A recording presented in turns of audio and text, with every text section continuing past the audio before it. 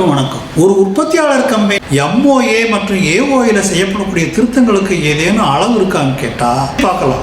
MOA மற்றும் AOA இரண்டும் செய்யக்கூடிய திருத்தங்கள் ரெண்டுமே கம்பெனி சட்டம் 1956 மற்றும் 2013க்கு எந்த வகையிலும் மாறுபட்டதா இருக்கக்கூடாதுங்க. ஆகவே திருத்தம் செய்யறதுக்கு முன்னாடி கம்பெனி சட்டத்தில் ஒரு வல்லுநரை கலந்து ஆலோசித்து செய்யறது ரொம்ப நல்லது. இதன் மூலமா ஒரு உற்பத்தியாளர் கம்பெனியினுடைய AOA MOA அளவுகள் என்னங்கிறத பற்றி தெரிஞ்சுக்கிட்டீங்களா?